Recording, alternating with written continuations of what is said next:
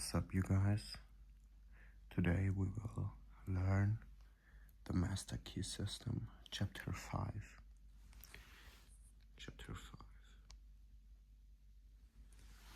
We will study this part efficiently and carefully.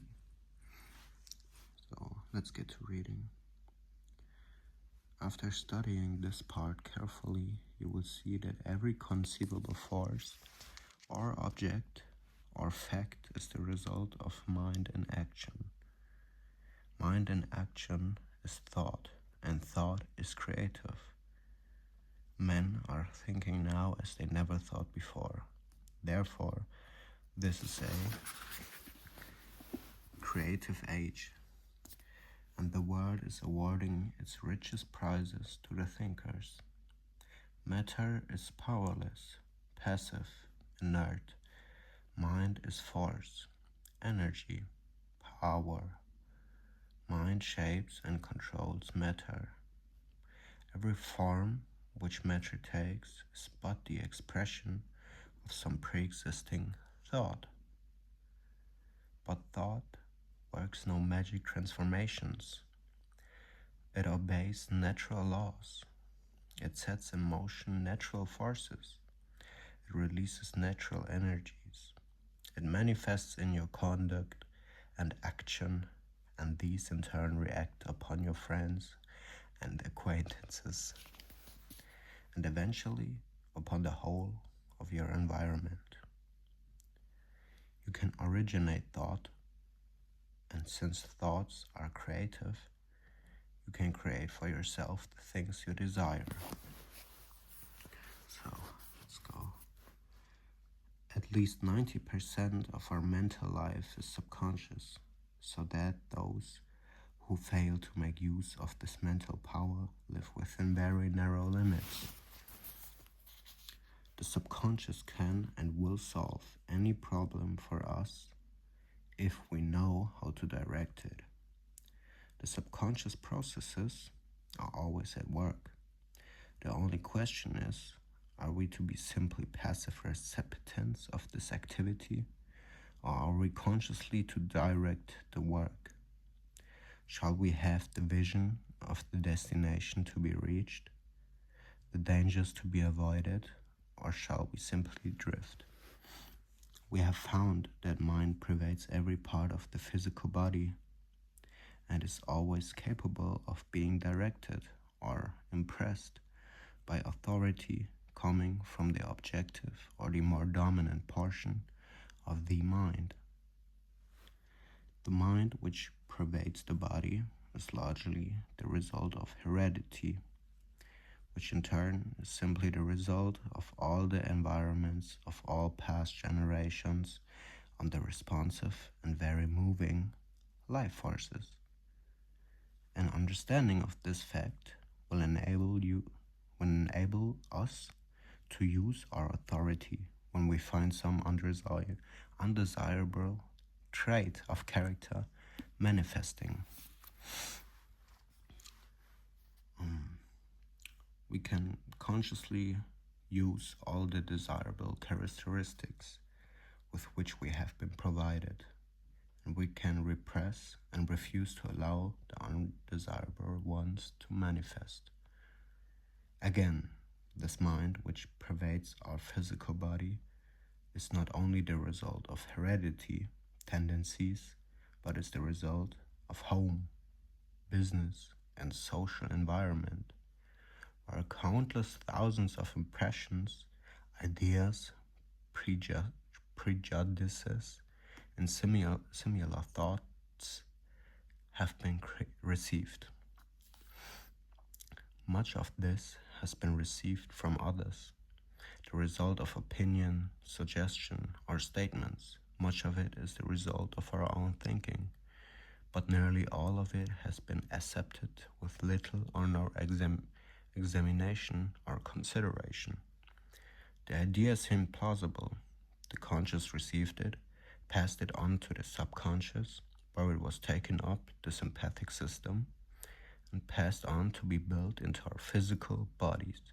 The word has become flesh. This then is the way we are constantly creating and recreating ourselves. We are today the result of our past thinking, and we shall be what we are thinking today.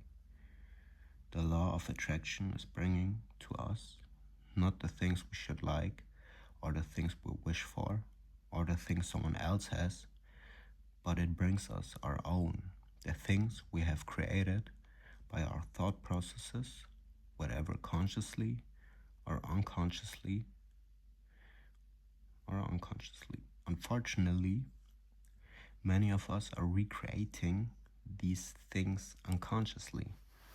If either of us were to building a home for ourselves, how careful we would be in regards to the plans, how we should study every detail, how we should watch the material and select only the best of everything.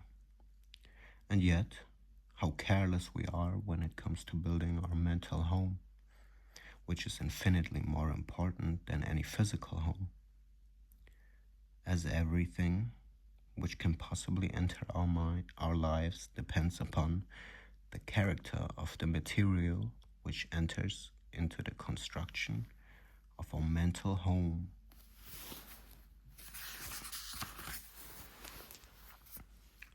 What is the character of this material? We have seen that it is the result of the impressions which we have accumulated in the past and stored away in our subconscious mentally. If these impressions have been of fear, of worry, of care, of anxiety, if they have been despondent, negative, doubtful, then the texture of the material which we are weaving today will be of the same negative material.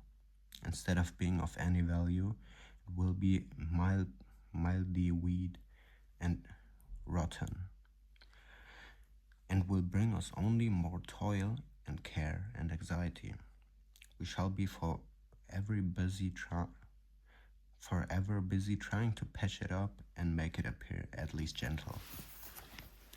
But if we have stored away nothing but courageous thought, if we have been optimistic, positive, and have immediately thrown any kind of negative thought on the scrap heap, have refused to have anything to do with it, have refused to associate with it or become identified with it in any way, what then will be the result? Our mental material is now of the best kind. We can weave any kind of material we want. We can use any color we wish. We know that the texture is firm, that the material is solid, that it will not fade, and we have no fear, no anxiety concerning the future. There is nothing to cover, there are no patches to hide. These are psychological facts. There is no theory or guesswork about these thinking processes. There is nothing secret about them. In fact, they are so plain that everyone can understand them. The things to do is to have a mental house cleaning and to have this house cleaning every day and keep the house clean. Mental, moral, and physical cleanliness are absolutely indispensable if we are to make progress of any kind. When this mental house cleaning has been compelled, the material which is left will be suitable for the making of the kind of ideals or mental images which we desire to realize. There is a fine estate awaiting a claimant. It boards acres with abundant crops, running water and fine timber stretch away as far as the eye can see. There is a mansion, spacious and cheerful, with rare pictures, a well-stocked library, rich hangings, and every comfort and luxury. All the heir has to do is to assert his heirship, take possession and use the property. He must use it, he must not let it decay, for use is the conditions on which he holds it. To neglect is to lose possession. In In the domain of mind and spirit, in the domain of practical power, such an estate is yours. You are the heir. You can assert your heirship and possess and use rich inheritance. Power over circumstances is one of its fruits. Health, harmony, and prosperity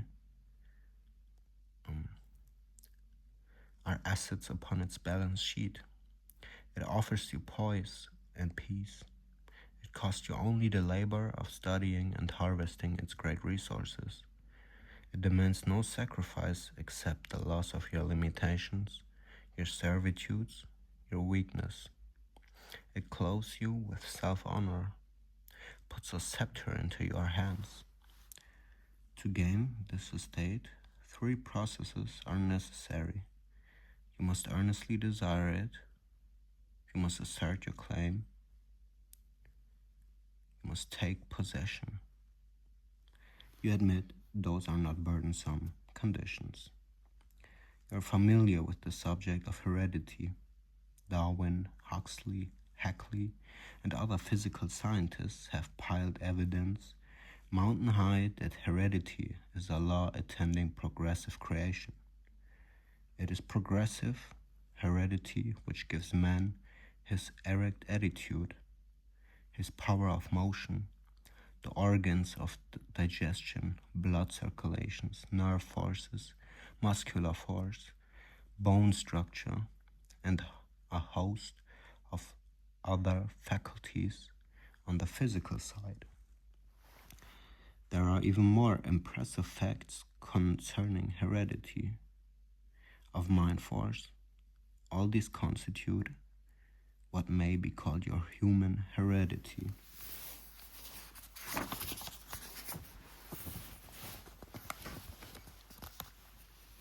But there is a heredity which the physical scientists have not compassed. It lies beneath and antecedent to all their researches, at a point where they throw up their hands in despair, saying they cannot account for what they see. This divine heredity is found in full sway.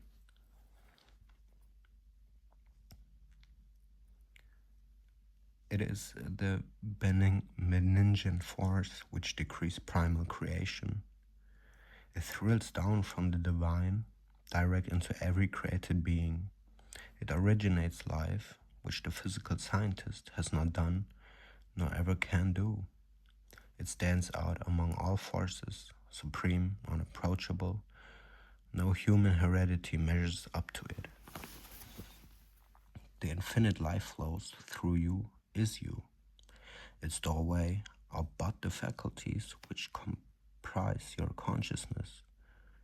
To keep open these doors is the secret of power.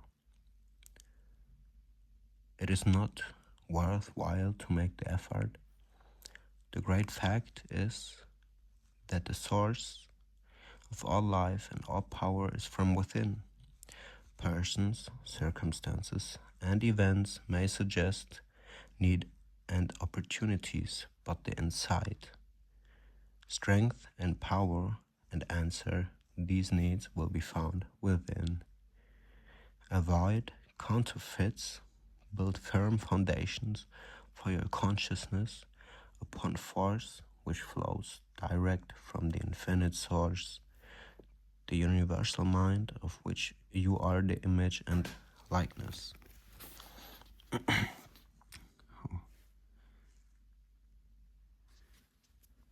Those who have come into possession of this inheritance are never quite the same again. These have come into possession of a sense of power hitherto undreamed of.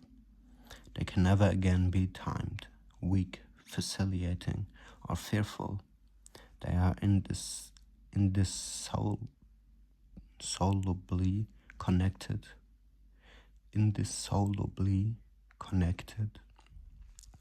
with omnipotence. Something in them has been aroused. They have suddenly discovered that they possess a tremendous latent ability of which they were heretofore entirely unconscious. This power is from within, but we cannot receive it unless we give it. Use the condition upon we hold this inheritance. We are each of us but the channel through which the omnipotent power is being differentiated into form. Unless we give out, the channel is obstructed and we can receive no more. This is true on every plane of existence and in every field of endeavor and all walks of life. The more we give, the more we get. The athlete who wishes to get strong must make use of the strength he has. And the more we give, the more he will get. The financier who wishes to make money must make use of the money he has, for only by using it can he get more. The merchant who does not keep his goods going out will soon have none coming in. The business which fails to give efficient service will soon lack customers. The barrister who fails to get results will soon lack clients. And so it goes everywhere. Power is contingent upon a proper use of power already in our possession. What is true in every field of endeavor, every experience in life, is true of the power from which every other power known among men is begotten. Spiritual power. Take away the spirit, and what is left? Nothing. If then the spirit is all that... Okay, I'm back. My bad. The video cut short of my memory. Begotten spirit. Take away the spirit, what is left? Nothing. If then the spirit is all there is, upon the recognition of power of this fact must depend the ability to demonstrate all power, whether physical, mental, or spiritual. All possession is the result of an accumulative attitude of mind or the money consciousness. This is the magic wand which will enable you to receive the idea, and it will formulate plans for you to execute, and you will find as much pleasure in the execution as in the satisfaction of attainment and achievement. Now go to your room, take the same seat, take the same position as heretofore, and mentally select a place which has pleasant associations. Make a complete mental picture of it. See the buildings, the grounds, the trees, friends, associations, everything complete. At first you will find yourself thinking of everything under the sun except the ideal upon which you desire to concentrate. But do not let that discourage you. Persistence will win. But persistence requires that you practice these exercises every day without fail. Relation and connection are not somewhere and sometime, but everywhere and always. So, what proportion is our mental life? What proportion of our mental life is subconscious? At least 90%. Is this vast mental storehouse generally utilized? No. Why not? Few understand or appreciate the fact that it is an activity which they may consciously direct. Where has the conscious mind received its governing tendencies? From heredity, which means that it is the result of all that environment of all past generations.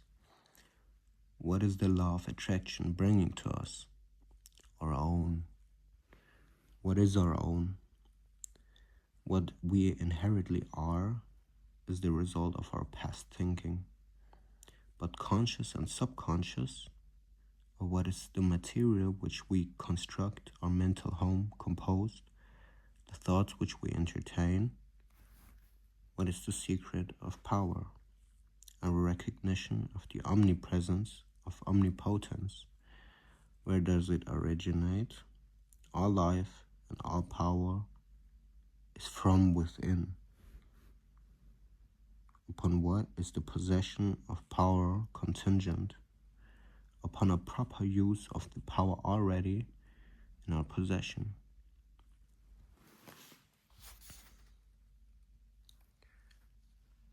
The key to every man is his thought, sturdy and defying thought he look. He has a helm which he obeys, which is the idea after which all his facts are classified. He can only be reformed by showing him a new idea which commands his own. Anderson. So, that's that. This was chapter 5 of The Master Key by Charles F. Haanel. I hope you liked it. I have a version where also mental chemistry is within that book, which comes after. So, yeah. It's content of 24 chapters, which will teach you how to use your mind efficiently and learn how to use your mind and possibly thus creating everything which you want in your life manifested by mind, by the within to the without, by learning, by growing above yourself and changing onto new facets of life, I'd say, palettes of life. It's a book well worth studying. It's actually a book of great importance to study and to get going. I mean, having the knowledge of this book will actually enable you to quite literally do everything which you would like, which is like essential, which is crucial to kind of have. So, yeah, to know how the system works, this Master Key System by Charles F. Haanel, it's a really great blessing. So it's demanding for much power and focus and love to the craft. So thus making it kind of happen, I guess. So yeah, you guys, I'll be seeing you guys in the next one. I hope you did enjoy it, and we will be seeing us again later. Bye bye.